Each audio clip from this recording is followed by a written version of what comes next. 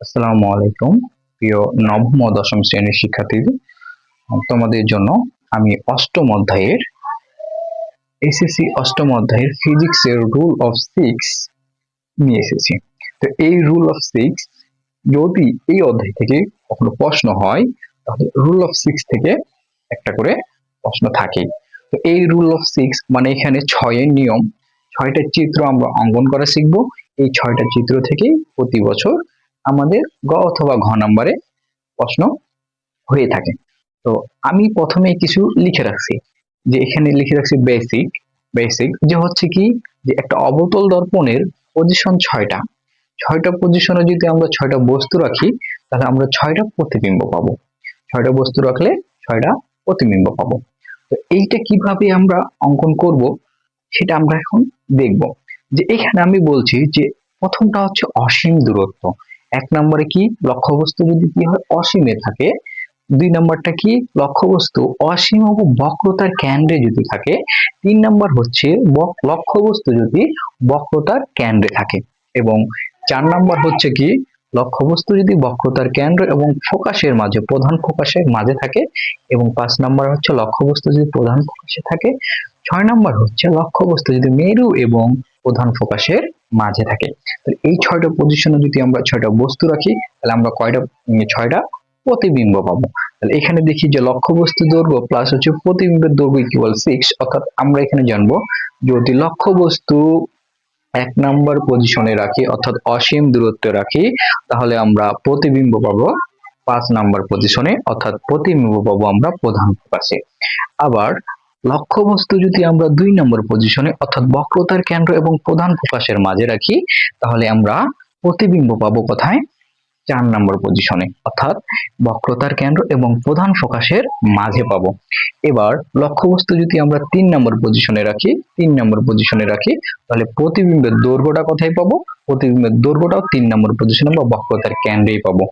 এবার আমরা লক্ষ্যবস্তু যদি 4 নম্বর পজিশনে রাখি, 4 মানে হচ্ছে কি প্রধান ফোকাস এবং বক্রতার কেন্দ্রের মাঝে রাখি তাহলে আমরা প্রতিবিম্বের দূরত্ব পাবো 2 নম্বর পজিশনে অর্থাৎ বক্রতার কেন্দ্রের বাইরে। এবং 6 নম্বর পজিশন অর্থাৎ আমরা যদি লক্ষ্যবস্তুটা তোমার হচ্ছে যে মেরুবিন্দু এবং হচ্ছে প্রধান ফোকাসের মাঝে রাখি তাহলে লক্ষ্যবস্তুর অবস্থান হবে কোথায়, দর্পণের পিছনে। তাহলে এই যে আমরা এই ছয়টা চিত্র অঙ্কন করার জন্য আমরা তিনটা কথা মাথায় রাখবো। প্রথমটা হচ্ছে 1 নম্বরটা হচ্ছে এখানে দেখি যে 1 নম্বর হচ্ছে কি, যে আমরা যদি এটাকে যদি প্রধান ফোকাস এবং হচ্ছে বক্রতা কেন্দ্র আলোক রশ্মি যদি কি হয় প্রধান অক্ষের সমান্তরাল হয়ে যায়, তাহলে সেটা কি প্রধান ফোকাস দিয়ে যাবে। 1 নম্বর কথা আমাদের মনে রাখতে হবে যে আলোক রশ্মি যদি প্রধান অক্ষের সমান্তরাল হয়ে যায় তাহলে এটা প্রধান ফোকাস দিয়ে যাবে। 2 নম্বর কথাটা হচ্ছে আমাদের যে আলোক রশ্মি যদি কি, আলোক রশ্মি প্রধান ফোকাস দিয়ে যদি যায়, তাহলে এটা কি হবে, প্রধান অক্ষের সমান্তরাল হয়ে যাবে।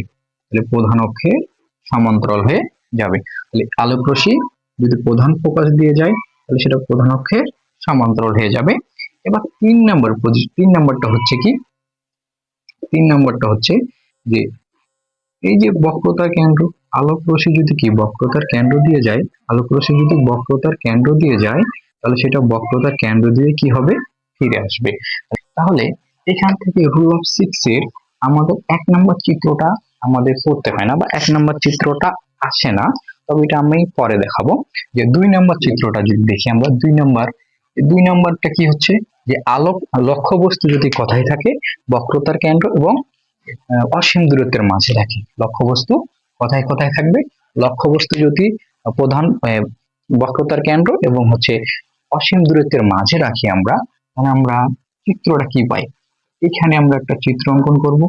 এইটা হচ্ছে কি প্রধান ফোকাস, এটা হচ্ছে বক্রতার কেন্দ্র। তাহলে আমরা লক্ষ্যবস্তু কোথায় রাখবো, যে হচ্ছে অসীম এবং বক্রতার কেন্দ্রের মাঝে। অসীম এবং বক্রতার কেন্দ্রের মাঝে যদি আমরা লক্ষ্যবস্তু রাখি তাহলে আমাদের এটা পজিশন নাম্বার কত ছিল, পজিশন নাম্বার 2। তাহলে আমাদের প্রতিবিম্ব কত নম্বরে হবে, প্রতিবিম্ব হবে 4 নম্বরে। তাহলে প্রতিবিম্ব হবে 4 নম্বরে, অর্থাৎ তোমার হচ্ছে প্রধান ফোকাস এবং বক্রতার কেন্দ্রের মাঝে। তো আমাদের তিনটা কথা যে বললাম আমরা, প্রথমটা যদি আমি অ্যাপ্লাই করি যে লক্ষ্যবস্তু যদি কোন দিক দিয়ে যায়, লক্ষ্যবস্তু যদি প্রধান অক্ষের সমান্তরাল হয়ে দর্পণে আপতিত হয়, কোন দিকে আপতিত হবে? দর্পণে যদি আপতিত হয় তাহলে সেটা কোন দিক দিয়ে যাবে? তাহলে সেটা হচ্ছে প্রধান ফোকাস দিয়ে যাবে। তাহলে প্রধান ফোকাস দিয়ে যাবে। বা যদি বক্রতার কেন্দ্র দিয়ে যায়, লক্ষ্যবস্তু যদি কোন দিক দিয়ে যায়? বক্রতার কেন্দ্র দিয়ে যায়, তাহলে সেটা কি বক্রতার কেন্দ্র দিয়ে ফিরে আসে। বক্রতার কেন্দ্র দিয়ে গেলে সেটা কি বক্রতার কেন্দ্র দিয়ে ফিরে আসে। একটু 19-20 হয়ে গেছে, প্রবলেম নেই। এখানে দেখি যে বক্রতার কেন্দ্র দিয়ে যাচ্ছে, তাহলে এটা কি বক্রতার কেন্দ্র দিয়ে গেলে বক্রতার কেন্দ্র দিয়ে কি হবে? ফিরে আসবে। বক্রতার কেন্দ্র দিয়ে ফিরে আসবে। তাহলে এখানে আমরা কি পাচ্ছি? প্রতিবিম্বের দৈর্ঘ্যটা পাচ্ছি এখানে, প্রতিবিম্বের দৈর্ঘ্য পাচ্ছি এখানে। তাহলে আমরা লক্ষ্যবস্তুকে যদি পি এবং কিউ ধরি এবং প্রতিবিম্বের দূরত্বকে কি পি প্রাইম এবং কি প্রাইম ধরতে পারি, এটা এম পি এম প্রাইম। তো এখন আমরা 2 নম্বর চিত্রটা আমাদের সম্পূর্ণ হয়ে গেছে। তো 2 নম্বর চিত্রটা আমরা কি লিখবো? অবস্থান, আকৃতি এবং প্রকৃতি। তাহলে এর অবস্থানটা কোথায় লক্ষ্য করে দেখি। অবস্থান, কার অবস্থান? প্রতিবিম্বের অবস্থান। তাহলে প্রতিবিম্বের অবস্থানটা কোথায়?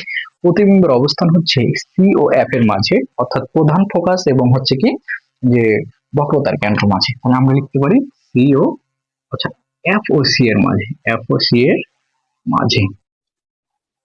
আচ্ছা, তারপর হচ্ছে আকৃতি এবং প্রকৃতি। তাহলে এবার হচ্ছে প্রকৃতিটা কি হবে? প্রকৃতি, তারপর হচ্ছে কি আকৃতি, আকৃতি। এবার হচ্ছে দেখো, তাহলে আকৃতিটা কি হবে? লক্ষ্যবস্তু থেকে কি ছোট না? লক্ষ্যবস্তু থেকে ছোট। তাহলে লক্ষ্যবস্তু থেকে যদি ছোট হয় তাহলে আমরা কি লিখতে পারি? ফর্বিত। তাহলে আমরা আকৃতি লিখবো হচ্ছে ফর্বিত, বা হচ্ছে কি লিখতে পারি? ছোট, ছোট বা ফর্বিত। প্রকৃতিটা কি হবে?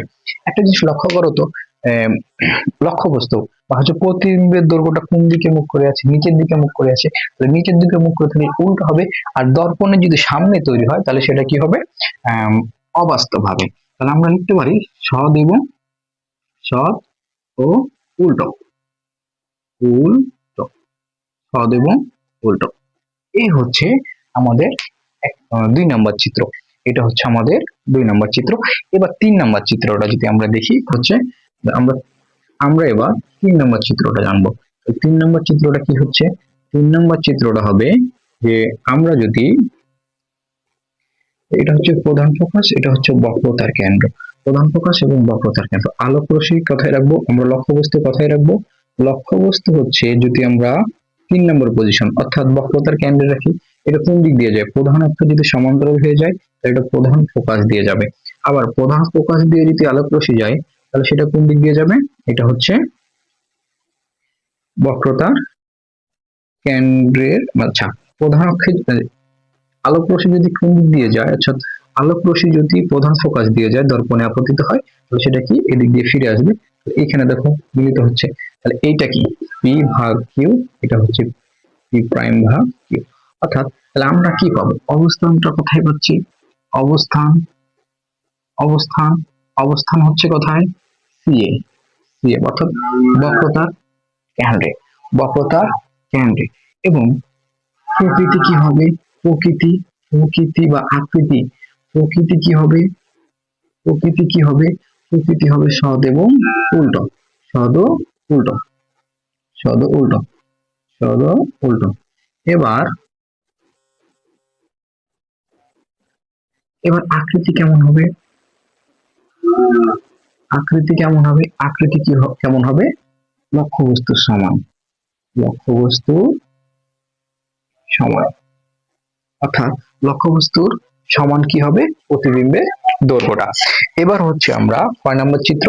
এবার আমরা 3 নম্বর গেলাম। এবার হচ্ছে 4 নম্বর দেখবো আমরা। আচ্ছা, 4 নম্বরে কি বলছে? 4 নম্বরে বলছে যদি আমরা লক্ষ্যবস্তু, 4 নম্বরে আমরা কি বলছে? 4 নম্বরে বলছে যে লক্ষ্যবস্তু যদি আমরা কোথায় রাখি? সি ও এফ এর মাঝে। তাহলে লক্ষ্যবস্তু রাখবো কোথায়? সি ও এফ এর মাঝে যদি রাখি তাহলে আমাদের ঘটনাটা কি ঘটে সেটা দেখবো। যে এটা হচ্ছে একটা অবতল দর্পণ এবং হচ্ছে প্রধান ফোকাস, এটা হচ্ছে বক্রতার কেন্দ্র। এবার আমরা লক্ষ্যবস্তু যদি 4 নম্বর পজিশনে রাখি, অর্থাৎ এটা হচ্ছে 4 নম্বর পজিশন, 4 নম্বর পজিশনে যদি আমরা লক্ষ্যবস্তু রাখি তাহলে প্রতিবিম্ব পাবো কয় নম্বর পজিশনে? 2 নম্বর পজিশনে, অর্থাৎ 2 নম্বর পজিশনটা হচ্ছে কি বক্রতার কেন্দ্রের বাইরে। তাহলে আলোক রশ্মি মানে লক্ষ্যবস্তু দূরত্ব থেকে যদি আলোক রশ্মি যদি প্রধান অক্ষের সমান্তরাল হয়ে যায়, এটা কোন দিক দিয়ে যাবে? প্রধান ফোকাস দিয়ে যাবে। কোন দিক দিয়ে যাবে? প্রধান ফোকাস দিয়ে যাবে। আবার আলোক রশ্মি যদি প্রধান ফোকাস দিয়ে যায়, আলোক রশ্মি যদি কোন দিক দিয়ে যায়? প্রধান ফোকাস দিয়ে যায়, সেটা আবার কোন দিক দিয়ে যাবে? প্রধান অক্ষের সমান্তরাল হয়ে যাবে। প্রধান অক্ষের সমান্তরাল হয়ে যাবে। প্রধান অক্ষের সমান্তরাল হয়ে গেল, তাহলে কোথায় মিলিত হচ্ছে? এটা বক্রতার কেন্দ্রের বাইরে মিলিত হচ্ছে। তার মানে আমরা দেখলাম কি যে লক্ষ্যবস্তু যদি 4 নম্বর পজিশনে রাখি, তাহলে আমরা প্রতিবিম্ব পাবো কয় নম্বর পজিশনে? 2 নম্বর পজিশনে। এদের আকার আকৃতি আমরা যদি দেখি, আকার যদি দেখি কি আকার, তাহলে হচ্ছে আকার। অবস্থানটা দেখি আমরা, অবস্থান কোথায়? অবস্থান কি বক্রতার কেন্দ্র এবং হচ্ছে অসীমের মাঝে। সি এর বাইরে, আমরা সি এর বাইরে লিখতে পারি।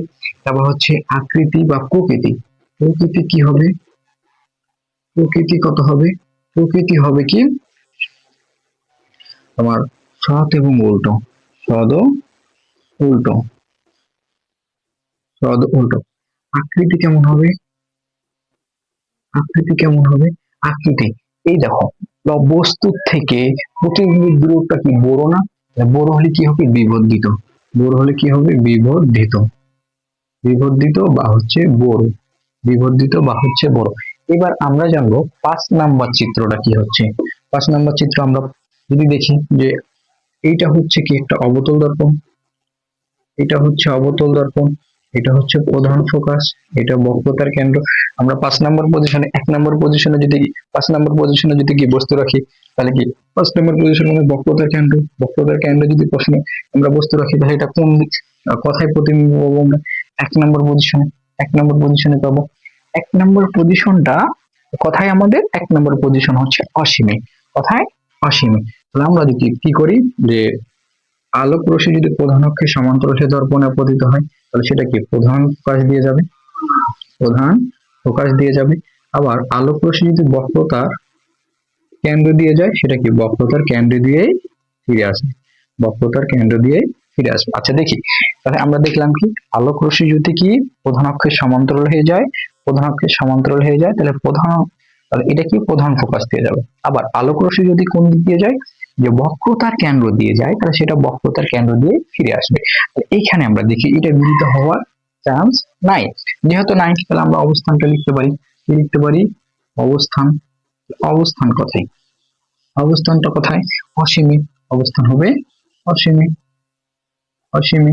এবার হচ্ছে প্রকৃতি কেমন হবে? প্রকৃতি আমরা বুঝতে পারছি প্রকৃতি কেমন হবে। প্রকৃতি কি হতে? সদ উল্টো হইতে পারে, অসৎ সোজাও হইতে পারে। সদ উল্টো, সদ ও উল্টো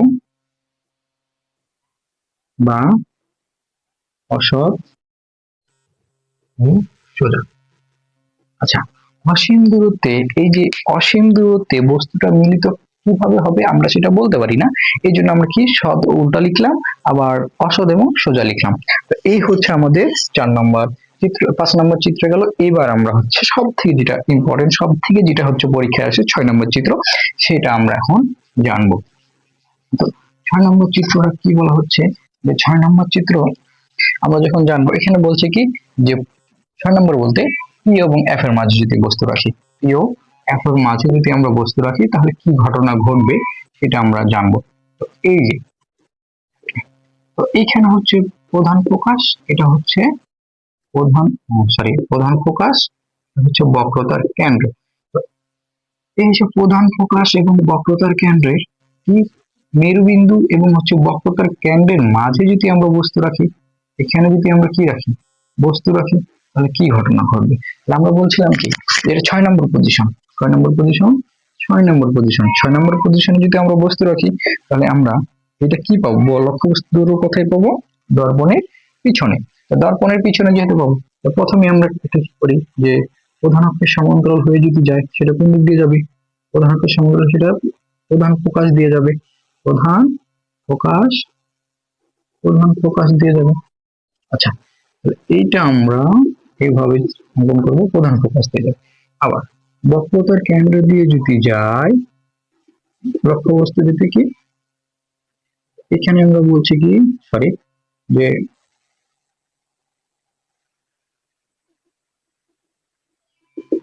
এই যে যদি বক্রতার কেন্দ্র দিয়ে যায়, সেটা কি বক্রতার কেন্দ্র দিয়ে কি হয়, ফিরে আসে।